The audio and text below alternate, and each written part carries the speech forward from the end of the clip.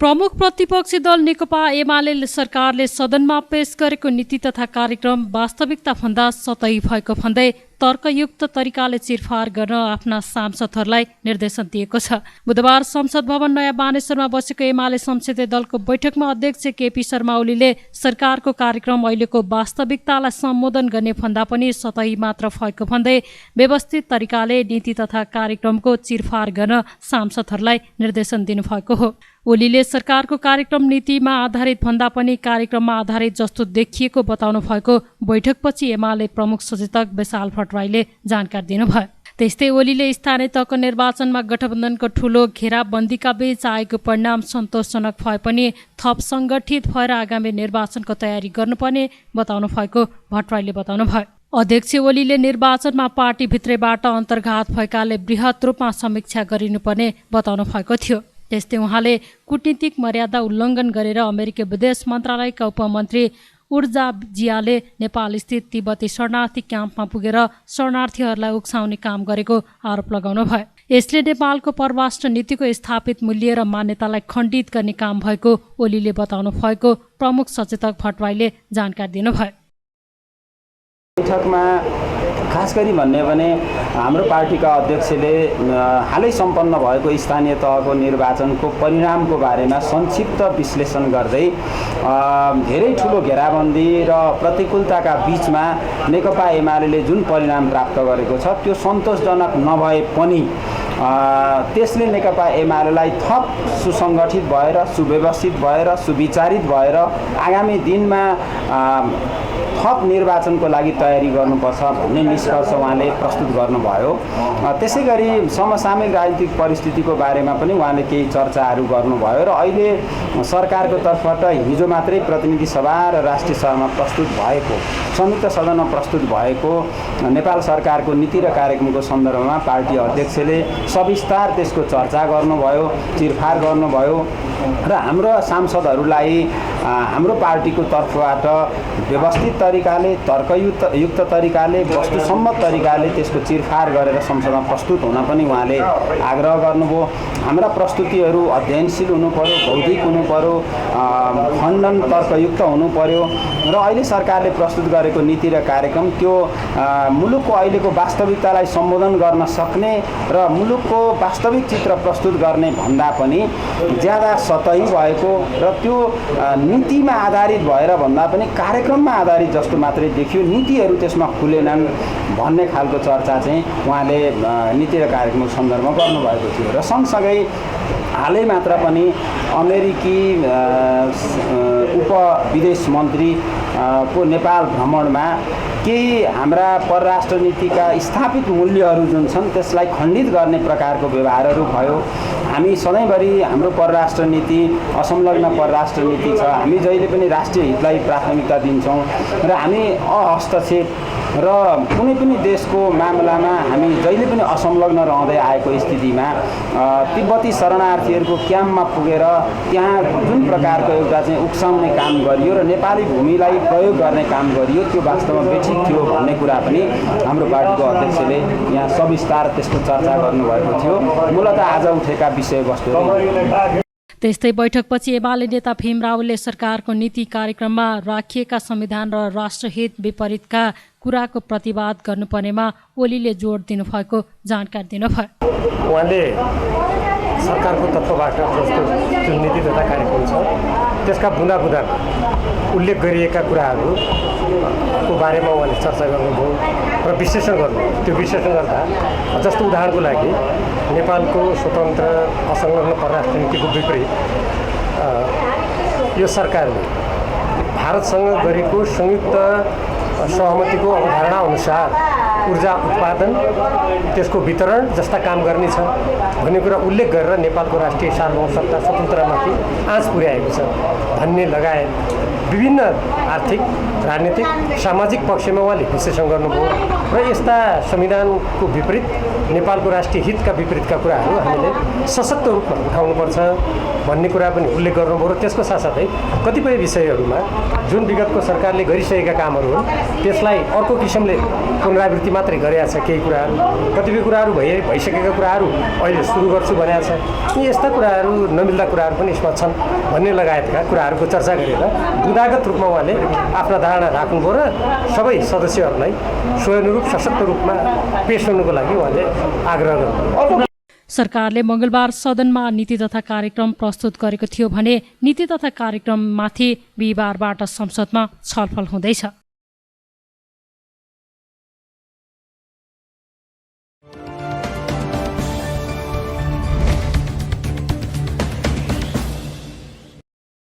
सरकारले सार्वजनिक हितका लागि 25वटा आवश्यक सेवामा हडताल गर्न निषेध गर्ने सूचना प्रकाशित गर्ने निर्णय गरेको छ। मन्त्री परिषदका निर्णय सार्वजनिक गर्न बुधबार सिंहदरबारमा आयोजित पत्रकार सम्मेलनमा सरकारका प्रवक्ता ज्ञानेन्द्र बहादुर कार्कीले सार्वजनिक हितका लागि 25वटा आवश्यक सेवामा हडताल गर्न निषेध गर्ने सूचना नेपाल राजपत्रमा प्रकाशन गर्ने निर्णय भएको जानकारी दिनुभयो। बैठकले जेठ 11 गते आयोजना हुने नेपाल चीन कूटनीतिक परामर्श संयन्त्रको भर्चुअल माध्यमबाट हुने 14औं बैठकमा सहभागी हुन परराष्ट्र मन्त्रालयका सचिवको नेतृत्वमा प्रतिनिधि मण्डल गठन गर्ने निर्णय गरेको छ भने लोकसेवा आयोगको सिफारिसमा नेपाल कृषि सेवा मत्स्य समूह राजपत्राङ्कित प्रथम श्रेणीको पदमा बढुवा नियुक्ति तथा पदस्थापन गर्ने निर्णय भएको प्रवक्ता कार्कीले जानकारी दिनुभयो। संयुक्त राज्य अमेरिकामा सञ्चालन हुने साइबर सेक्युरिटी लिडरसिप प्रोग्राम तथा ट्रेनिङमा सहभागी हुन नायब महान्यायाधिवक्ता डाक्टर टेकबहादुर घिमिरेको भ्रमण स्वीकृत गर्ने, संयुक्त अधिराज्य अमेरिकाको हवाई स्थित होनोलुलुमा मिति 2079 ज्येष्ठ 18 देखि 20 सम्म आयोजना हुने कम्प्रिहेन्सिभ सेक्युरिटी कोर्समा मुख्यमन्त्री तथा मन्त्री परिषदको कार्यालय मध्य प्रदेशका प्रमुख सचिव श्री कृष्णबहादुर राउतलाई सहभागी हुन स्वीकृत दिने, 2079 ज्येष्ठ 18 देखि 25 गतेसम्म भारतमा आयोजना हुने high level Nepal study mission to India on right to food and food sovereignty act कार्यक्रममा सहभागी हुन माननीय कृषि मन्त्रीको नेतृत्वको प्रतिनिधि मण्डललाई स्वीकृत दिने, सार्वजनिक हितको लागि 25वटा आवश्यक सेवामा हडताल गर्न निषेध गर्ने सूचना नेपाल राजपत्रमा प्रकाशन गर्ने, 2079 जेठ 11 गते आयोजना हुने नेपाल चीन कूटनैतिक परामर्श संयन्त्रको भर्चुअल माध्यमबाट हुने 14औं बैठकमा सहभागी हुन परराष्ट्र मन्त्रालयका सचिवको नेतृत्वमा प्रतिनिधि मण्डल गठन गर्ने, आगामी जेठ 29 देखि असार 5 सम्म जर्मनी, बेल्जियम र फ्रान्समा learning and knowledge sharing on European cooperative system and good practices on agriculture, fruit and vegetable cooperatives market development कार्यक्रममा सहभागी हुन भूमि व्यवस्था सहकारी तथा गरिबी निवारण मन्त्रीको नेतृत्वको भ्रमण टोलीलाई स्वीकृति प्रदान गर्ने, रुवान्डाको किगालीमा मिति 2079 जेठ 23 देखि असार 2 गतेसम्म आयोजना हुने वर्ल्ड टेलिकम्युनिकेसन डेभलपमेन्ट कन्फरेन्समा भाग लिन सञ्चार तथा सूचना प्रविधि मन्त्रीलाई स्वीकृति दिने, लोकसेवा आयोगको सिफारिस बमोजिम नेपाल कृषि सेवा मत्स्य समूह राजपत्राङ्कित प्रथम श्रेणीको पदमा बढुवा तथा नियुक्ति पदस्थापना गर्ने, निजामती सेवाका राजपत्राङ्कित विशिष्ट श्रेणीका सचिवहरूको देय बमोजिमको सरुवा गर्ने, श्री रविन्द्रनाथ श्रेष्ठ सचिव भौतिक पूर्वाधार तथा यातायात मन्त्रालयबाट प्रमुख अधिकृत राष्ट्रिय सतर्कता केन्द्र, श्री सुरेश आचार्य सचिव खानेपानी मन्त्रालयबाट सचिव प्रधानमन्त्री तथा मन्त्री परिषदको कार्यालय, श्री मणिराम गेलाल सचिव प्रधानमन्त्री तथा मन्त्री परिषदको कार्यालयबाट सचिव खानेपानी मन्त्रालय, श्री सुशील चन्द्र तिवारी प्रमुख अधिकृत राष्ट्रिय सतर्कता केन्द्रबाट सचिव ऊर्जा जलस्रोत तथा सिंचाई मन्त्रालय, श्री गोपाल प्रसाद सिगदेल सचिव नेपाल ट्रस्टको कार्यालयबाट सचिव भौतिक पूर्वाधार तथा यातायात मन्त्रालय। पेट्रोलियम पदार्थको मूल्य वृद्धि यो केवल हाम्रो कारणले मात्रै हुन्न, यसको अन्तर्राष्ट्रिय बजारको मापदण्ड अनुसार यसको मूल्यमा वृद्धि हुने कुरा तपाईहरु अवगत नै हुनुहुन्छ। हामी जलस्रोतको धनी मुलुक हौं र अहिले जुन किसिमले ऊर्जाको उत्पादन भइरहेको छ यसलाई सदुपयोग गरेर हामीले चाँडै नै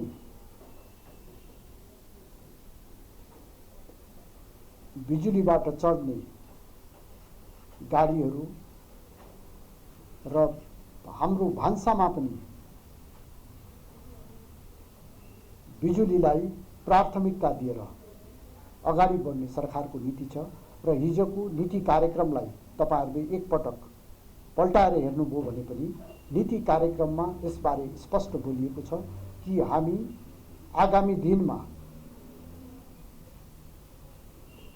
ऊर्जालाई प्रमुख प्राथमिकतामा राखेर हाम्रो दैनिक उपभोग्य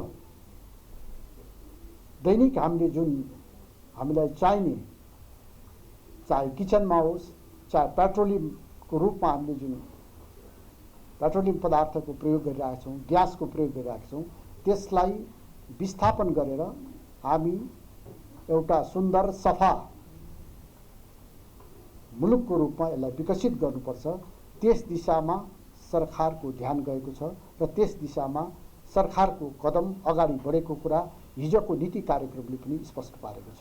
त्यस्तै बैठकले जेठ 23 देखि असार 2 गतेसम्म रुवान्डाको किगालीमा आयोजना हुने विश्व दूरसञ्चार विकास सम्मेलनमा भाग लिन सञ्चार मन्त्रीलाई स्वीकृति दिने निर्णय गरेको छ।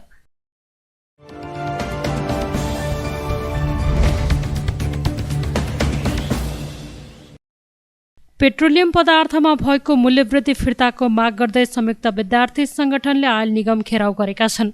विद्यार्थी संगठनले पेट्रोल, ग्यास लगायत इन्धनमा भएको मूल्यवृद्धि फिर्ता लिन माग गर्दै बुधबार 2 घण्टा नेपाल आयल निगम घेराउ गरेका हुन्। उनीहरूले पेट्रोलियम पदार्थमा भएको मूल्यवृद्धि फिर्ता लिन माग गर्दै नाराबाजी समेत गरेका थिए भने अनावश्यक रूपमा कर लगाएर सरकारले नै पेट्रोलियम पदार्थ मूल्य उच्च बनाएको आरोप लगाएका थिए। प्रदर्शनमा सहभागी विद्यार्थी नेताहरूले पेट्रोलियम पदार्थमा भएको मूल्यवृद्धिले जनताको चुलो बल्न नसक्ने अवस्था आएकाले तत्काल मूल्यवृद्धि फिर्ता लिएर नागरिकको जनजीवन सामान्य बनाउन माग गरेका छन्। उनीहरूले मूल्यवृद्धि फिर्ता नभएसम्म प्रदर्शन जारी राख्ने चेतावनी दिएका छन्। अखिल क्रान्तिकारीका अध्यक्ष पञ्चास सिंहले कुन दलको सरकार छ भन्ने हिसाब आफूहरूले नगर्ने भन्दै गरिब जनताको चुलो बल्न छाडेको कुरा महत्त्वपूर्ण भएको बताउनु भयो। त्यस्तै नेकपा एकीकृत समाजवादी निकट विद्यार्थी संगठन अनेरा सुविका अध्यक्ष सुरेश पराजुलीले विद्यार्थीको दबावले नै मूल्यवृद्धि फिर्ता गराएर छाड्ने बताउनु भयो। आज हामी केही प्रश्न ल्याएर सडकमा आएका छौं। आज नेपालको विद्यार्थी आन्दोलनमा सत्ता पक्ष प्रतिपक्ष भनेर हामीले कोही कतै वैचारिक आबद्धता कसको दल सरकारमा छ, कसको पार्टी सरकारमा छ, कुन नेता सरकारमा छ, हामीलाई यसको केही हिसाब छैन। यो हिसाब नेपाली विद्यार्थी आन्दोलनले गरेर बस्दैन। हामीलाई यही हिसाब छ। युवा विद्यार्थी मित्रहरू, आज गरिब जनताको चुलो बल्न छोडेको कुरा हामी यही हिसाब ल्याएर आएका छौं। आज जनताको चुलो बल्न किन छोड्यो यसको प्रश्न गर्न आएका छौं। हामी सत्तामा को छ भनेर सडकमा उठेर हामी यहाँ सरकारलाई चेतावनी दिनका निम्ति यहाँ उभिएका छैनौं। हामी यहाँ किन उभिएका छौं भने यो विद्यार्थी आन्दोलन भनेको दबावको आन्दोलन हो। यो विद्यार्थी आन्दोलन भनेको जागरणको आन्दोलन हो। यो विद्यार्थी आन्दोलन भनेको प्रतिपक्षी आन्दोलन हो। देशको भूमिकालाई निखार्ताका साथ आज हामी के सत्ता पक्ष के प्रतिपक्ष, आज के यो संसदीय व्यवस्था मान्ने अथवा नमान्ने सबै एक ठाउँमा उभिएर हामी प्रश्न गरिरहेका छौं। बालुवा तहरमा राज गर्नेहरू खुमलता कुमलटार बस्नेहरू, कोटेश्वर बस्नेहरू, बालकोट बस्नेहरू, तिमीहरूले जनताको अधिकारलाई कहिले सुरक्षित गर्छौ, जनताको भावनालाई कहिले तिमीहरूले दिशा निर्देश गर्छौ भनेर विद्यार्थी आन्दोलन, हिजोदेखि उठेको विद्यार्थी आन्दोलन हो।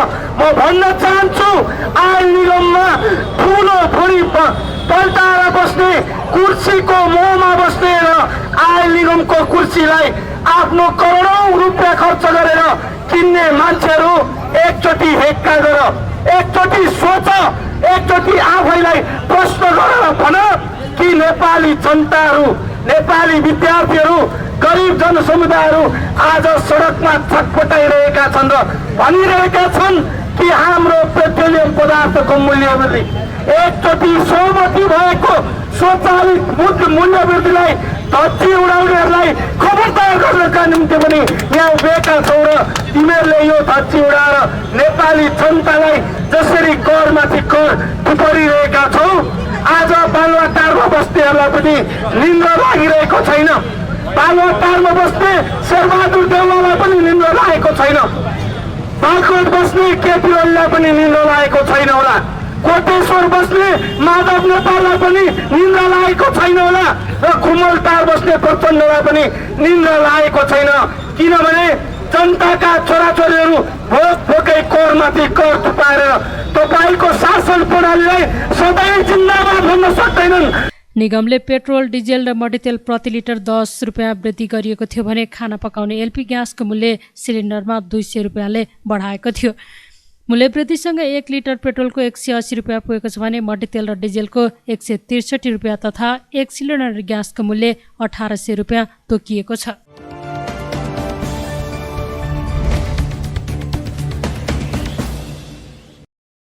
नेपाली कांग्रेसका महामन्त्री गगन थापाले अब पार्टी आम निर्वाचनको तयारीमा लाग्नुपर्ने बताउनु भएको छ। बुधबार स्थानीय तहमा कांग्रेसका तर्फबाट विजयी जनप्रतिनिधिहरूलाई सम्मान गर्न कांग्रेस भक्तपुरले आयोजना गरेको कार्यक्रममा महामन्त्री थापाले कांग्रेसले स्थानीय निर्वाचनमा राम्रो सफलता प्राप्त गरेको भन्दै अब आम निर्वाचनको तयारीमा लाग्नुपर्ने बताउनु भएको हो। उहाँले कांग्रेसको लोकप्रियता बढेको पुष्टि स्थानीय निर्वाचनले गरेको दावी समेत गर्नुभयो। यसपटकको स्थानीय निर्वाचन आम निर्वाचनको झल्क दिने खालको भएको उहाँले बताउनु भयो। यसअघि एमालेले जिम्मेवारी पाउँदा पनि काम गर्न नसकेकोले अहिलेको परिणाम आएको थापाको भनाइ छ। महामन्त्री थापाले अब मुलुकमा नयाँ अध्याय सुरु भइसकेको भन्दै कसैको आलोचना नगरी अघि बढ्नुपर्ने तर्क गर्नुभयो। त्यस्तै उहाँले अबको निर्वाचनमा उम्मेदवार चयनमा पार्टीले विशेष ध्यान दिने बताउनु भयो। नेपाली कांग्रेस पार्टीले यहाँभित्र निर्वाचन परिचालन गर्नका निम्ति बनाएका विभिन्न समितिहरू, त्यसको नेतृत्व गर्ने आदरणीय नेतागण, विभिन्न जिम्मेवारी लिएर लाग्नुभएका सम्पूर्ण साथीहरू, यहाँहरू सबैलाई म हार्दिक बधाई दिन चाहन्छु। तपाईँहरू सबैप्रति नेपाली कांग्रेस केन्द्रीय समितिको तर्फबाटै हार्दिक सम्मान प्रकट गर्न चाहन्छु। यो स्थानीय निर्वाचन हो, तर नेपालमा स्थानीय निर्वाचन देशैभरिको सबै तहमा एकैपटक हुने र त्यसमा राष्ट्रिय पार्टीहरूले राष्ट्रिय चिन्ह लिएरै निर्वाचनमा होमिने र स्थानीय निर्वाचनको लगत्तै पछाडि आम निर्वाचन हुने। 74 मा पनि त्यही भयो, 79 मा पनि त्यही हुँदैछ। त्यो भएकोले गर्दा अलिअलि स्थानीय निर्वाचन कता कता आम निर्वाचनको जस्तो झल्को पनि आउने, यो पटक पनि यस्तै भयो। त्यसैले हामीले स्थानीय निर्वाचन भए पनि केन्द्रीय समितिको तर्फबाटै हाम्रो पार्टीको हामीले घोषणापत्र भन्ने गरेको, हामीले यसलाई सङ्कल्प भन्यौँ। किन भन्यो अहिले म भन्छु। हामीले पार्टीको केन्द्रीय तहबाटै नेपाली कांग्रेसको उम्मेदवारहरूलाई मत दिनुभयो भने हामी यो कुरा पुरा गर्छौँ है भनेर हामीले आफ्नो सङ्कल्प पनि जारी गऱ्यौँ। यसरी हेर्दै गर्दा एक प्रकारले यो आम निर्वाचन जस्तो पनि भयो। नेपाल कम्युनिस्ट पार्टी एमाले हामीले जिम्मेवारी पायौँ, जिम्मेवारी पाउँदै गर्दा उत्कृष्ट काम गऱ्यौँ। तर हामीले कुनै गल्ती कमजोरी नगर्दै पनि हामी सरकारभन्दा बाहिर आइपुगेका छौँ। अदालतले हामीमाथि अन्याय गर्यो। यो परमादेशले बनेको सरकार हो। त्यसैले यो परमादेश र जनादेशको बिचको जनमत सङ्ग्रह हो। तपाईँ हामीसँग उभिनुहुन्छ कि अर्को पार्टीसँग, गठबन्धनसँग वा काङ्ग्रेससँग उभिनुहुन्छ भन्ने एउटा प्रश्न लिएर उहाँहरू आउनुभयो। हामी पनि आफ्नो विचार लिएर गयौँ।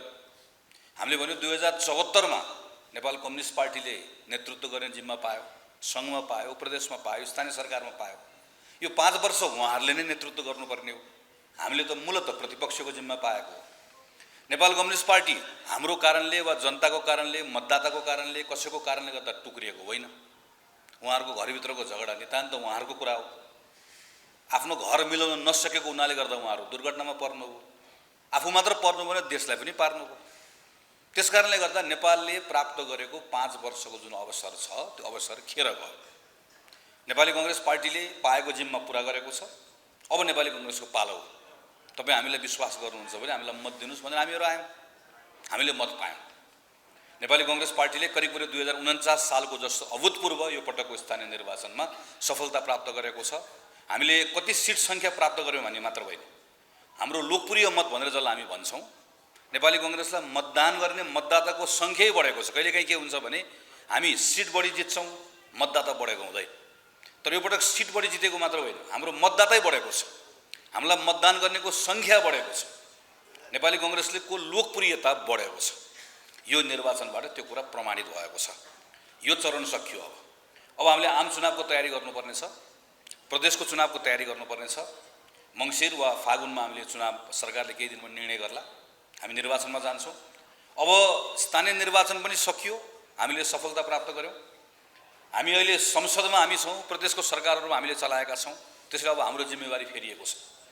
अब हाम्रो जिम्मेवारी प्रश्न गर्ने होइन, हाम्रो जिम्मेवारी आलोचना गर्ने पनि होइन। सकियो। अब नेकपा एमालेको बारेमा पनि कुरा गर्नु पर्दैन। अब प्रधानमन्त्री पूर्व प्रधानमन्त्री ओलीजीका बारेमा पनि चर्चा गर्नु पर्दैन। सक्यो अब त्यो। अब हामीले हाम्रो बारेमा कुरा गर्ने हो। अब हामीले यो अस्तिसम्म पर्थ्यो, अब त्यो चरण सक्यो। अब नयाँ चरण, नयाँ अध्याय प्रारम्भ भयो। अब हामीले जिम्मा लिनुपर्छ। हिजो जिम्मा लिएको नेकपा एमाले जिम्मा पुरा गर्न सकेन भनिरहँदै गर्दा अब त जिम्मा हामीले पाएका छौँ।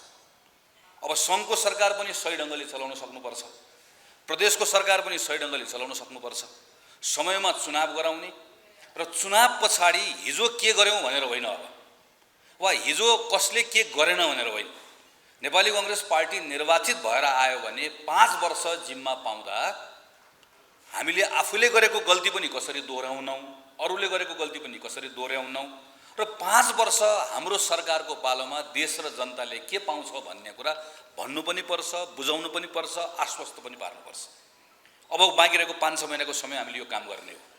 हामी माथि यो काम गर्दैछौँ, तल तपाईँहरूले काम गर्नुपर्छ। म भक्तपुरको आदरणीय सभापतिजीलाई म विश्वास दिलाउन चाहन्छु, भक्तपुरको बारेमा केही विशेष कुराहरू भन्नुभएको छ, त्यसमा मेरो ठाउँबाट म पार्टीको नेतृत्वको ध्यान आकृष्ट गर्छु नै। अघिल्लो निर्वाचनमा केही गल्ती कमजोरी हाम्रो तर्फबाट भएको छ। त्यो गल्ती कमजोरी भक्तपुरको संसदीय निर्वाचनमा उम्मेदवार छान्दै गर्दा, यो कुरा गर्दै गर्दा ती गल्ती कमजोरीहरू दोहोरिन्न।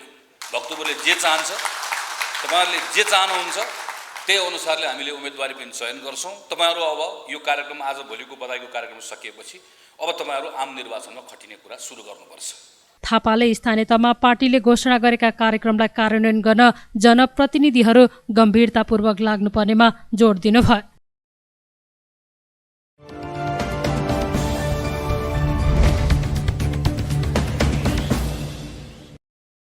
प्रतिनिधि सभाको शिक्षा तथा स्वास्थ्य समितिले हालसम्म छापिएका पाठ्यपुस्तक तत्काल विद्यालयमा पुर्याउन सरकारलाई निर्देशन दिएको छ। सिंहदरबारमा बुधबार बसेको समिति बैठकले अहिलेसम्म छापिएका पाठ्यपुस्तक तत्काल विद्यालयहरूमा पुर्याउन शिक्षा मन्त्रालयलाई निर्देशन दिएको हो।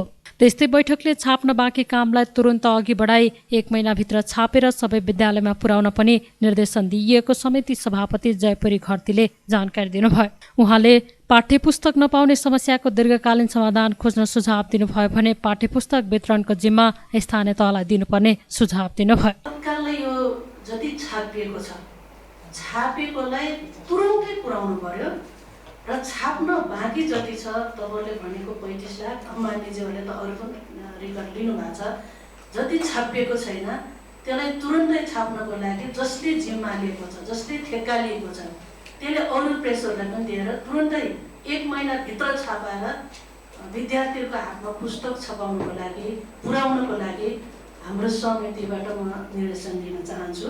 पहिलो कुरा। दोस्रो कुरा, दीर्घकालीन हलको लागि पनि हामीले धेरै छलफल गऱ्यौँ। यो त अहिले यो वर्षको लागि हामी त्यसरी हल गरौँ। अहिले कहाँ भएको छ, के भइरहेछ, जस्तै वितरणमा पनि ढिलो हुनसक्छ। तपाईँहरूले वितरणको माध्यम जो प्रयोग गरिराख्नु भएको छ व्यापारमा, त्यहाँ पनि ढिलो हुनसक्छ। तपाईँले तदारुकता साथ त्यहाँ गरेर तुरुन्तै 1 महिनाभित्र विद्यार्थीहरूको हातमा पुस्तक पुर्याउने काम चाहिँ गर्नुहुनेछ। दोस्रोमा के छ भने दीर्घकालीन हलको लागि मलाई लाग्छ पहिलो कुरा मान्यज्यूले राखिसक्नु भएको छ। यसलाई अधिकार चाहिँ तल हामीले दिनुपर्छ। यद्यपि यहाँ मन्त्रीज्यू आउनु भएको छैन, प्रधानमन्त्री, त्यो हामी माथि पनि भनौँला। तल दिनको लागि हामीले प्रदेश र स्थानीय तहलाई अधिकार त्यहाँ टेकेट गऱ्यौँ भने सजिलो हुन्छ। हुन त यहाँ राख्नुभयो, प्रदेशलाई तुरन्तै छाप्नको लागि जिम्मा लिने, वितरणको लागि माध्यम पनि स्थानीय तहले गराउने। हाम्रो यो सार्वजनिक शिक्षा कति धेरै दयनीय, एकदम गाली लाग्दो देख्छौँ भने हामी समितिमा बस्दाखेरि बिस्तारै जाँदै गर्दाखेरि सार्वजनिक शिक्षा कोल्याप्स हुने कि भन्ने चाहिँ हाम्रो समितिले चिन्ता छ। सार्वजनिक विद्यालयहरूमा पढ्ने बालबालिकाहरूलाई ठिक ढङ्गले हामीले भौतिक संरचना, शिक्षक, त्यसपछि पाठ्य पुस्तकदेखि लिएर सबै कुरालाई हामी छिटोभन्दा छिटो पुर्याउन चाहिँ ढिलो भइरहेछ। चाहिँ यो गर्दाखेरि तीन तर्कै सरकारसँग हामी जोतेर लैजाने कुरा नै मन्त्रालयले र सम्बन्धित जति पनि विभागहरू छ तपाईँहरूले सोचिदिनुको लागि अनुरोध गर्न चाहन्छु। यो हाम्रो सुझाव छ। र यसो गर्दाखेरि वितरणको लागि सोझै स्थानीय तहले जोतिने, स्थानीय सरकारले जोतियो भने उसले नै उसको स्कुलमा कति पुगेछ छैन एकदम गम्भीरतापूर्वक लिन्छ। व्यापारीहरू मार्फत हामीले किन गर्ने? यो छाप्ने कुरा पनि खरिद ऐनको जो प्रभाव परेको छ छाप्ने, वितरण गर्ने, यताउता यो सबै कोल्याप्स गरिदिनुपर्छ हामीले। तपाईँहरू त सोझै अहिले नीति निर्माण गर्ने बेला तीन तहको सरकारसँग तपाईँहरू जोडिदिनु भयो भने त्यो खरिद ऐन लागू पनि गर्नुपर्छ। बैठकमा जनक शिक्षा सामग्री केन्द्रका प्रबन्ध निर्देशक अनिल कुमार झाले कागज अभावका कारण समयमा नै पाठ्यपुस्तक छपाई कार्यमा समस्या भएको जानकारी दिनुभयो। असारको पहिलो हप्तासम्म देशभरका विद्यालयमा पुर्याउने उहाँले दावी गर्नुभयो। स्थानीय तह निर्वाचनका लागि मतपत्र छाप्नुपर्ने भएकाले र रुस युक्रेन युद्धका कारण किताब छाप्ने कागज आइ नपुगेको उहाँको भनाइ छ। यो मुख्य गरी यो कागज उत्पादन गर्ने मुख्य पदार्थ चाहिँ पल्प छ। त्यो पल्प उत्पादन चाहिँ युरोपियन कन्ट्रीहरूमा मात्रै हुने गरेको र त्यसको लागि इन्धनहरू, कोइलाहरू यी सबै चिज चाहिने भएको हुनाले इन्डोनेसियाबाट आपूर्ति हुन सकेन। अनि रुस युक्रेनबाट हुनुपर्ने र रुस नै सबभन्दा ठुलो कागज आपूर्ति गर्ने संस्था भएको हुनाले रुसमा त्यो युद्धले गर्दाखेरि त्यसको उत्पादन बन्द भयो र अन्य निकायहरूबाट उत्पादन, अन्य देशबाट उत्पादन हुँदाखेरि सबै ठाउँमा हाहाकार भयो। मेन चाहिँ रुसबाट उत्पादन बन्द भएको हुनाले त्यो प्रभाव पर्यो। अर्को यो पल्पको राम्रो उत्पादन हुन सकेन। त्यसले गर्दाखेरि हाम्रो सप्लाई जुन भारतबाट ल्याउने गरिरहेको छ त्यसमा चाहिँ पल्पको कारणले भारतका पेपर मिलहरू पनि राम्ररी सञ्चालन हुन सकेन। निर्वाचन, सामान्य निर्वाचन आयोगको लागि पनि त्यहाँ इन्डियाबाट जुन कागज 700 टन आयो त्यो पनि करिब लास्टमा थियो भन्ने त्यो चाहिँ आइसक्यो। त्यस पछाडि जुन पेपर मिलबाट त्यो पेपर आयो त्यो पेपर मिल पनि केही समयलाई बन्द भएको थियो। त्यसले गर्दाखेरि अलिकति यो कागज उद्योगहरू नै पल्पको कारणले बन्द भयो हुनाले हाम्रो सप्लायरले पनि समयमा कागज आपूर्ति गर्न नसकेको हुनाले चाहिँ अलिकति पाठ्यपुस्तक छपाईमा ढिलाइ भएको। एक हप्ताभित्रमा मोटामोटी एक हप्ताभित्रमा पहाडी र दुर्गम जिल्लामा पाठ्यपुस्तक पुग्ने गरी मैले व्यवस्था मिलाएको छु। हाम्रो व्यक्तिगत साथीहरूले पक्कै पनि पहिला जस्तै यस वर्ष पनि उहाँले पाठ्यपुस्तक विद्यालय तहसम्म विद्यार्थीको हातमा पुर्याउनुहुन्छ र यता आज जुन हाम्रो जुन 35 लाख जति जुन छपाई गर्न बाँकी छ त्यसको लागि अहिले हाम्रो कागजको सप्लाई गर्ने कम्पनीले अहिले धमाधम चाहिँ कागज आपूर्ति गरिरहेको छ। हाम्रो मेसिन चाहिँ रोकिएको छैन। 2-3 टन जति अहिले स्टक भएको छ। त्यसैले भोलि पर्सिबाट हामी प्रज्ञा प्रतिष्ठानलाई पनि केही पाठको छपाई गर्न दिन्छौँ। सम्झौता भइसकेको छ। हामीसँग कागज नभएर रोकिएको थियो। त्यसैले पाठको विकास केन्द्रबाट पनि त्यो प्रज्ञा प्रतिष्ठानबाट दिनको 25,000 जति आउँछ भन्नुभएको छ। हाम्रोबाट सर्द 80,000 आउँछ। 1 लाख क्षमता हो। सरकारका मिसन बिचमा ब्रेक भएको हुनाले सर्द 80,000 पढ्यो हुँदाखेरि 1 महिनामा हामी 24-25 लाख थान किताब निकाल्छौँ र यो साइडबाट प्रज्ञा प्रतिष्ठानबाट थप आइसके पछाडि असारको पहिलो हप्तासम्ममा हामी चाहिँ पाठ्यपुस्तक छपाई गरिसक्छौँ र सँगसँगै अहिले हाम्रो सम्बन्ध सधैँभरि के छ भने हजुरको हरेक दिन छपाई हुन्छ र ढुवानी भइरहन्छ र बिक्री वितरण भइरहन्छ। त्यसले गर्दाखेरि असारको पहिलो हप्तासम्ममा हामीले देशभरिको विद्यालयहरूमा त्यो पाठ्यपुस्तकहरू विद्यार्थीको हातमा पुग्ने गरी प्लान गरेका छौँ। त्यो अनुसारमा हामी यसलाई सक्सेस गर्छौँ। हामी सम्पूर्ण कर्मचारी साथीहरू लागिसकेका छौँ र बिचमा वैशाखको त्यो चाहिँ एउटा यो हाम्रो पाठको विक्रेताको कारणले पनि एउटा ढिलाइको वितरण सुरु गर्नलाई ढिलो भयो। अर्को हाम्रो अस्ति समाज निर्वाचन आयोगको जुन स्थानीय तहको चुनाव थियो त्यसमा हाम्रा प्रादेशिक कार्यालयका साथीहरू पनि चुनावमा खटिनु भएको थियो। 21 गतेदेखि चुनाव खटिसकेपछि 30 गतेसम्म चुनाव भयो, 2 गतेसम्म विजय भयो, 3 गते मात्र उहाँहरू खटिनु भएको हो। इत्यादि कारणहरूले गर्दाखेरि अलिकति हामीलाई समस्या चाहिँ भएकै गर्नु हो र यसलाई हामी समाधान गर्दै अगाडि बढेका छौँ। कतिपय देशमा त अहिले पनि भारतमा पनि मैले बुझेअनुसारमा अहिले पनि सरकारी पाठ्यपुस्तकहरू पूर्ण रूपमा उत्पादन गरेर बिक्री गरिनु भएको छैन। यसको लागि हामी पनि गल्ती गर्नुपर्छ भन्ने छैन, तर त्यो पाठ्यपुस्तकको लागि चाहिने कागजको संसारभरि नै प्रब्लम भएको, ऊर्जा सङ्कट लगायत युद्ध, रुस युक्रेनको युद्धको कारणले र कोरोना महामारीको कारणले यता अहिले आएर किन अप्ठ्यारो भयो भने विगत 3 वर्षदेखि अनलाइनमा क्लासहरू भइरहेको हुनाले काँटी किताबहरूको खपत धेरै भएन। विद्यार्थीहरूले आफ्नो कम्प्युटरबाट मोबाइलबाट पढे, त्यसले गर्दाखेरि कागजको प्रयोग धेरै भएन। बैठकमा समिति सदस्य योगेश भट्टराईले शैक्षिक सत्र सुरु हुने भन्दा निकै अगाडिदेखि नै पाठ्यपुस्तक छपाईको काम सुरु गर्नुपर्ने सुझाव दिनुभयो। हरेक वर्ष पाठ्यपुस्तक अभावको समस्या समाधानको दीर्घकालीन समाधान खोज्नुपर्ने उहाँको भनाइ छ। त्यस्तै समिति सदस्य चित्रलेखा यादवले पाठ्यपुस्तक अभावका कारण सार्वजनिक विद्यालयको शिक्षाको गुणस्तरमा समेत असर पर्ने धारणा राख्नुभयो। हामी 1 देखि 3 को त हामी निजी क्षेत्रमा दिइरहेको छौँ, त्यसको इम्प्याक्ट के छ त्यो एनालाइसिस गर्नु के छ भनेको टाइममा भएको छ कि छैन, कस्ट एनालाइसिस के छ त्यो हामी गरौँ। त्यसो गर्नाले मेरो भनाइ के छ भने 4 देखि 10-12 को त तपाईँले निजी क्षेत्रमा दिन सक्नुहुन्छ। यदि जनशिक्षालाई पनि त गभर्मेन्टले त पे नै गर्ने हो होइन, कागजको पे गर्छ, अरू कतिको पे गर्छ, तपाईँलाई केही सुविधा दिएको होला, एडसेटमा केही छ भने मलाई थाहा छैन, तर कस्ट त गभर्मेन्टले दिएकै छ होइन, त्यसको बजेट त छँदैछ। भनेपछि जनशिक्षा सामग्री केन्द्रलाई जुन कस्टमा हामी उत्पादन गर्छौँ त्यहाँबाट त्यही कस्टमा हामी निजीलाई किन्न र ठिक छ त्योभन्दा 1 रुपियाँ पनि बढी नदिउँ, तर त्यो कस्टमा हामी दिउँ। त्यसो भएपछि के हुन्छ भने अलिकति डिसेन्ट्रलाइज हुन्छ, हाम्रो उत्पादन समयमा हुन्छ। म के भन्छु भने जेठ 1 गतेबाट नयाँ शैक्षिक सत्र सुरु हुन्छ भने एटलिस्ट वैशाख 1 गते त हाम्रो पाठ्यपुस्तकहरू ठेगानमा पुग्नु पर्यो। फागुनमा तपाईँले चाहिँ नयाँ पाठ्यपुस्तकको कोर्स चेन्ज गरेर फागुनमा कन्टेन्ट दिनुहुन्छ भने जनशिक्षाले छापेर त पुर्याउनु सक्दैन। त्यसरी कमसेकम नयाँ कन्टेन्टहरू चेन्ज हुन्छन् भने त त्यो त कम्तीमा पनि मङ्सिर पुससम्म दियो भने न जनशिक्षाले पनि टाइममा छाप्ने हो। त्यसो हुँदा त्यो जुन हाम्रो पाठ्यक्रम विकास केन्द्रको टास्क हो त्यो उहाँले त्यसमा ध्यान दिनुपर्छ जस्तो मलाई लाग्छ। र अर्को अब मैले भने कि यसलाई अलिकति प्राइभेट सेक्टरमा, अरू सेक्टरमा, गभर्मेन्टका पनि अरू एजेन्सीहरू जुन तपाईँले अघि उल्लेख गर्नुभयो, मुद्रण विभाग होला, गोरखापत्र होला, हाम्रो चाहिँ प्रज्ञा प्रतिष्ठान होला, यिनीहरूको पनि क्षमतालाई अप्टिमाइज गरेर गर्न सकिन्छ कि नत्र भने जहिले पनि हरेक वर्ष यो समस्या त आइ नै रहेको छ। यसलाई हल गर्ने अलिकति दीर्घकालीन बाटो खोजौँ, एक म त्यो भन्न चाहन्छु। अर्को यसमा मेरो सुझाव तपाईँले के छ भने यो अघि भन्नुभयो कतिपय पाठ्यपुस्तकहरू बदलिन्छन्, त्यसैले नयाँ पुस्तक चाहिन्छ, ठिक छ, तर जुन बदलिसकेका छन् आउने वर्ष पनि त ती प्रयोग हुन सक्छन्।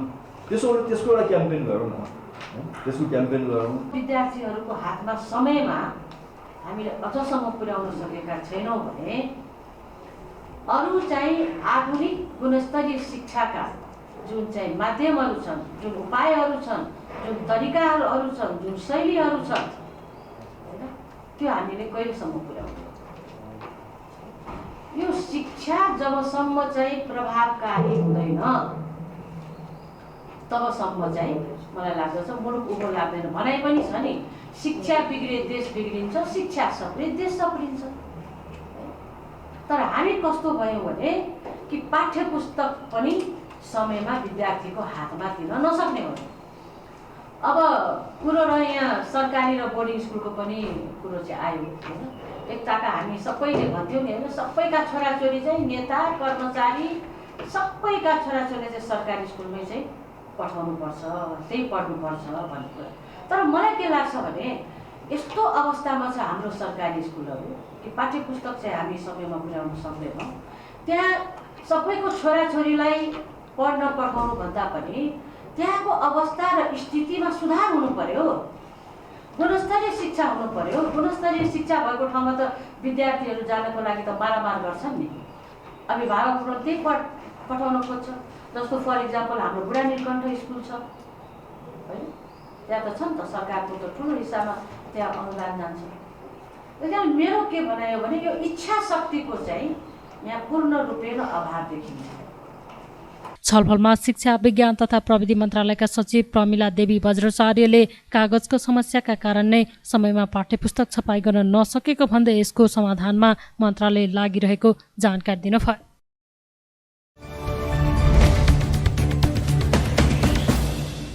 ललितपुर महानगरपालिकाका मेयर चिरीबाबु महर्जन र उपमेयर मञ्जली साकेले पदभार ग्रहण गर्नु भएको छ। बुधबार मुख्य निर्वाचन अधिकृतसँग पद तथा गोपनीयताको शपथ ग्रहण गरे लगत्तै पुल्चोक स्थित महानगरपालिकाको कार्यालयमा पदभार ग्रहण गर्नुभएको हो। सो अवसरमा मेयर महर्जनले 3 र उपमेयर साकेले एउटा निर्णयमा हस्ताक्षर गर्नुभएको थियो। मेयर महर्जनले वडा स्तरीय विकास निर्माण र सम्पादन हुने काम सबै वडाबाटै गर्ने, चक्रपथ बाहिरका क्षेत्रबाट पनि फोहोर मैला सङ्कलन गर्ने र अनलाइनबाट राजस्व तिर्ने व्यवस्था गर्ने निर्णय गर्नुभएको थियो। नम्बर 1 हाम्रो नीति अन्तर्गत हामीले चाहिँ वडाबाटै अब उपरान्त वडा स्तरीय विकास निर्माणको कामहरूको लगत एस्टिमेट, बिल्स अफ क्वान्टिटी, त्यसको चाहिँ मतलब मेजरमेन्ट, ती कामहरू वडाबाटै गर्ने। तसर्थ यहाँ चाहिँ वडाबाट गरिने सम्पादन गर्ने कुनै पनि निर्णयको निमित्त नगरपालिकाको केन्द्रमा आउनु पर्दैन।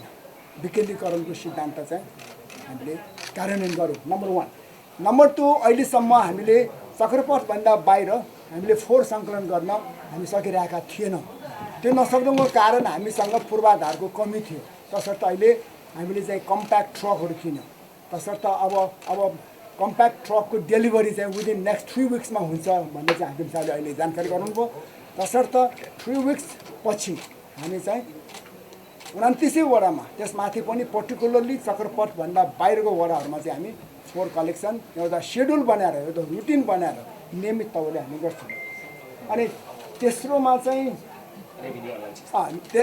चाहिँ हामीले हुन त यो पहिला पनि हामीले कुरा गरेका थियौँ, त्यसलाई चाहिँ कार्यान्वयन गर्न सकेका थिएनौँ। हामीले केही हदसम्म प्रोग्रेस चाहिँ गऱ्यौँ कि हामीले रेभिन्यू कलेक्सन चाहिँ हामी अब अनलाइनबाट गर्नको निमित्त हामी अगाडि बढ्छौँ र यसलाई चाहिँ निकट भविष्यमै हामी कार्यान्वयन गर्छौँ। यो 3टा कुरा चाहिँ अहिले हामीले। उपमेयर साकेले सबै वडामा मेलमिलाप केन्द्र डेस्क स्थापना गर्ने निर्णयमा हस्ताक्षर गर्नुभएको छ। उपमेयर साकेले आफूले निर्वाचनमा एमालेको तर्फबाट गरेको प्रतिबद्धता कार्यान्वयन गर्ने बताउनुभयो। मेयर महर्जनले जनताको चाहना अनुसार महानगरपालिकालाई नमुना महानगरको रूपमा विकास गर्ने बताउनुभयो। मेयर महर्जनले वडाबाट गरिने सबै कामका लागि महानगरपालिका आउनुपर्ने बताउनुभयो। पदभार ग्रहणसँगै उपमेयर साकेले जनताको चाहना अनुसार आफ्नो अधिकार क्षेत्रभित्र पर्ने योजना कार्यान्वयन गर्ने प्रतिबद्धता जनाउनुभयो।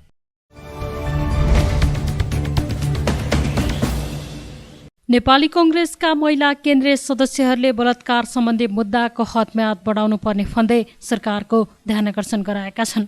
कांग्रेसका महिला केन्द्रीय सदस्यहरूले बुधबार पार्टी कार्यालय सानेपामा पत्रकार सम्मेलन गर्दै हदम्यादको व्यवस्थाकै कारण हिंसा पीडित महिलाले न्याय नपाउने अवस्था रहेकाले हदम्याद बढाउन ध्यानकर्षण गराएको जानकारी दिएका हुन्। साथै उनीहरूले आगामी बजेट महिला मैत्री र संविधान प्रदत्त मौलिक हक र अधिकारलाई सुनिश्चित गर्न पनि ध्यानकर्षण गराइएको जानकारी दिएका छन्। पत्रकार सम्मेलनमा कांग्रेस सहमहामन्त्री महालक्ष्मी उपाध्याय डिनाले लैङ्गिक हिंसा सम्बन्धी कानुनको पुनरावलोकन गर्न आमाको नामबाट नागरिकता दिने व्यवस्था कार्यान्वयन गर्न समेत ध्यानकर्षण गराइएको बताउनुभयो।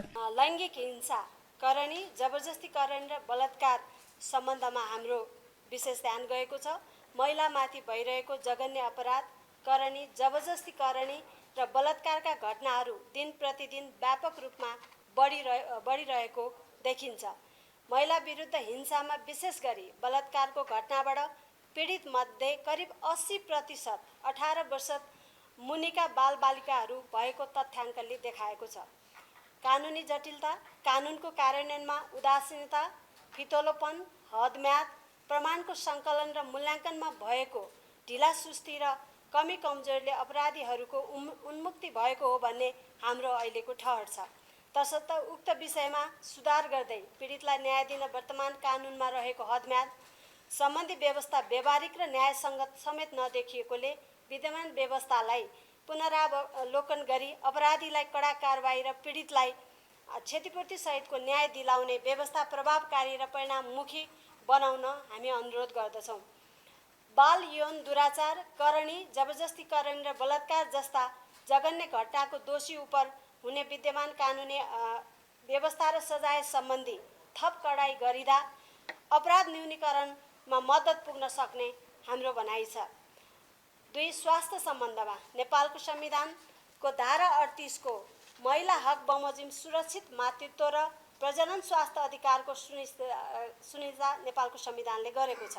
महिलाको प्रजनन स्वास्थ्यको अधिकारको संरक्षणमा पर्ने अत्यावश्यक सामग्री जस्तै सेनिटरी प्याड आदिमा आयात शुल्क र मूल्य अभिवृद्धि कर लगाइदा सामान्य आर्थिक अवस्था भएका धेरै व्यक्तिहरूको स्वास्थ्य र सरसफाइमा परेको प्रतिकूल प्रभाव, मर्यादित महिनावारी र सुरक्षित प्रजनन स्वास्थ्यको मौलिक हकबाट वञ्चित भई ज्यान गुमाउन समेत बाध्य भएका छन्। तसर्थ महिला, बालबालिका, बिरामी, अशक्त लगायत ज्येष्ठ नागरिकले समेत प्रयोग गर्ने यस्तो सेनिटरी प्याड र ड्राई प्याडहरूको हकमा औषधिमा दिएको छुट सरह कर छुट गराई सस्तो र सुलभ बिक्री वितरणका लागि सरकारको विशेष ध्यान आकर्षण गराउन चाहन्छौँ। उनीहरूले पेट्रोलियम पदार्थको मूल्य वृद्धिका कारण दैनिक उपभोग्य वस्तुको मूल्य पनि बढेको र यसको असर आम उपभोक्तामा परिरहेको भन्दै पेट्रोलियम पदार्थ लगायत उपभोग्य वस्तुको मूल्य घटाई जनजीवनलाई सहज बनाउन आग्रह गरेका छन्।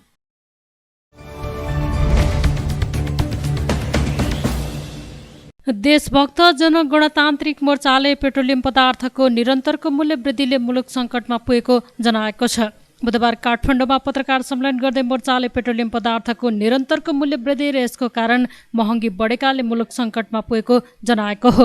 मोर्चाका संयोजक सीपी गजुरेलले पेट्रोलियम पदार्थको मूल्य वृद्धिको पुनरावलोकन गर्नुपर्ने बताउनु भयो। वर्तमान सरकार जनताप्रति जवाफदेही नरहेको र सरकारले कर पनि घटाउन नखोजेको उहाँको भनाइ छ। गजुरेलले भारतमा जनतालाई अनुदान दिँदा पनि नेपालमा भने सरकारको कुनै तयारी नरहेको तर्क गर्नुभयो। उहाँले दलहरू असफल हुँदै गएकाले जनताले विकल्प खोजेको बताउनु भयो। त्यस्तै उहाँले स्थानीय तहको निर्वाचनमा समेत दलहरूप्रतिको जनताको असन्तुष्टि देखिएको उल्लेख गर्नुभयो।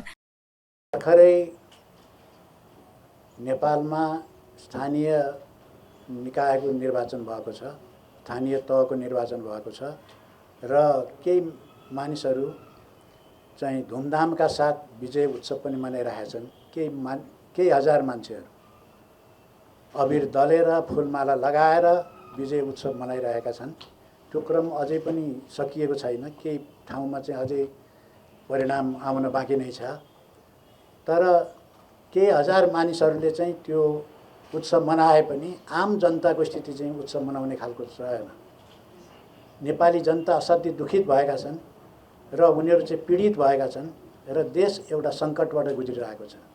त्यसको अहिलेको तत्कालको कारण चाहिँ के देखिएको छ भने पेट्रोलियम पदार्थमाथि भएको मूल्य वृद्धि र एलजी ग्यासको चाहिँ नै मूल्यमा वृद्धि भएको घटनाले र महँगी त्यसैको कारणले चाहिँ उत्पन्न भएको महँगी असीमित रूपमा वृद्धि भएको कारणले गर्दाखेरि जनता चिन्तित भएका छन्, दुखित भएका छन् र त्यो उत्साह उमङ्ग नेपालमा छैन। त्यसकारण चाहिँ यो अवस्थामा परिवर्तन नगरिकन जनता चाहिँ सुखी हुने कुरा पनि आएन।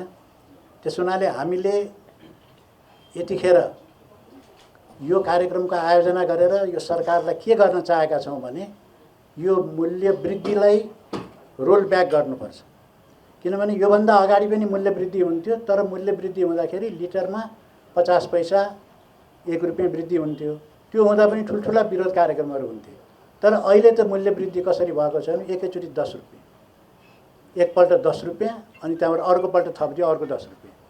10 रुपियाँको किस्ताको दरले चाहिँ मूल्य वृद्धि भएको छ।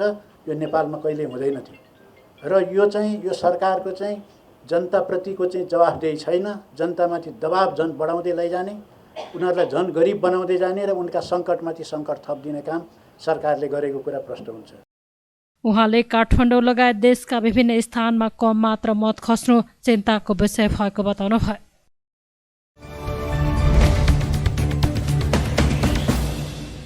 उदयपुरको चौदण्डीगढी नगरपालिकाका नवनिर्वाचित नगर प्रमुख कालुमान लामाले उपप्रमुख मणिका देवी दुलाल सहित 10वटा वडाका वडा अध्यक्ष र वडा सदस्यलाई पद तथा गोपनीयताको शपथ दिलाएसँगै नगरका सम्पूर्ण नवनिर्वाचित जनप्रतिनिधिहरूले पदभार ग्रहण गरेका छन्। बुधबार पदभार ग्रहण गरेसँगै चौधनीगढी नगरपालिकाका नवनिर्वाचित जनप्रतिनिधिको पहिलो कार्यपालिकाको बैठक समेत बसेको छ। बुधबार बसेको पहिलो बैठकले विभिन्न निर्णय गरेको प्रमुख प्रशासकीय अधिकृत ध्रुवराज आचार्यले जानकारी दिनुभयो। उनीहरूले पहिलो बैठक मार्फत नगरपालिका क्षेत्रका गर्भवती, नवजात शिशु र सुत्केरी आमाको स्वास्थ्य सुरक्षाको लागि नगरपालिका अन्तर्गतका 10वटै वडाहरूमा शून्य घर प्रसुतिका लागि घरदेखि स्वास्थ्य संस्थासम्म र स्वास्थ्य संस्थादेखि घरसम्म निःशुल्क एम्बुलेन्स सेवा उपलब्ध गराउने निर्णय गरेको छ। त्यस्तै नगरपालिका क्षेत्रमा रहेका मधुमेह, उच्च रक्तचाप र दीर्घरोगका बिरामीहरूको औषधि उपचारका लागि आवश्यक तथ्याङ्क सङ्कलन गरी निःशुल्क उपचारको आवश्यक व्यवस्था मिलाउने साथै नगरभित्र हावाहुरी विपदबाट प्रभावितहरूलाई प्रहरी मुचुल्का र वडाको सिफारिससहित राहत माग गरेको, प्रभावित व्यक्तिहरूको प्राविधिक मूल्याङ्कन र नगर स्तरीय अनुगमन समेत गरी नगरपालिकाको बजेटको उपलब्धता समेतको आधारमा उचित राहतको व्यवस्था गर्ने निर्णय गरेका छन्। नेपाली पञ्चे बाजासहित नगरपालिका पुगेका नवनिर्वाचित नगर प्रमुख लामाले पदभार ग्रहण गर्दै समृद्ध नगर बनाउने अभियानमा निवर्तमान जनप्रतिनिधिहरूको सुझाव सल्लाहका साथै सबै राजनैतिक दलको साथ लिएर काम गर्ने प्रतिबद्धता व्यक्त गर्नुभएको छ। उदयपुर जिल्लामा वैशाख 30 गते सम्पन्न निर्वाचन मार्फत विभिन्न 8 पालिका मध्ये 6 पालिका नवनिर्वाचित जनप्रतिनिधिहरूले पदभार ग्रहणको कार्य सम्पन्न गरेका छन्। जिल्लाको त्रियुगा नगरपालिकामा विवादका कारण मङ्गलबारबाट मात्र मतगणना सुरु गरिएको छ भने कटारी नगरपालिकामा बुधबार अन्तिम मत परिणाम सार्वजनिक भएको छ। बुधबार सार्वजनिक अन्तिम मत परिणाम अनुसार कटारी नगरपालिकामा गठबन्धनतर्फका नेपाली कङ्ग्रेसका उम्मेद्वार राजेश चन्द्र श्रेष्ठ नगर प्रमुखमा विजयी हुनुभएको छ भने उपप्रमुखमा एमालेकी गीता खड्का विजयी हुनुभएको छ।